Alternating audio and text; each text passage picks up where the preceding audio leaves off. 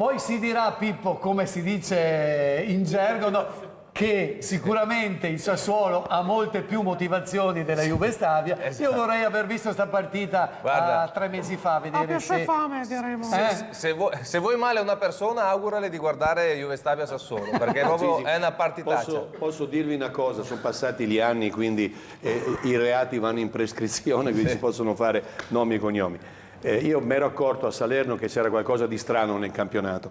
Ora mi sono fatto ricevere, grazie all'intervento e all'approccio del mio collaboratore in prima, che era Gigino Gigante, che era un mito per la Salernitana, dal ministro del turismo spettacolo D'Arienzo, che era D'Arezzo, scusami, che mi pare sia anche morto nel frattempo. Era nel governo Craxi. Per forza saranno passati 30 anni.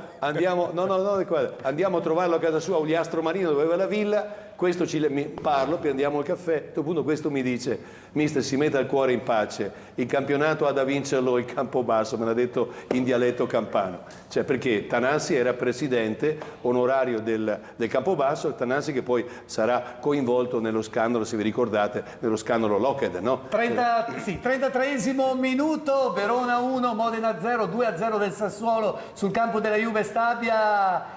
Io volevo un po' coinvolgere... Scusa, io mi ricordo un campionato del 2, del 3 che giocava Garibaldi ancora. E dopo lui fu ferito una gamba, vero? Garibaldi che comanda il battaglione. Però vi ricordo che quell'epoca lì fu arrestato Silvio Pellico, se ti ricordi. Proprio perché ci scommesso.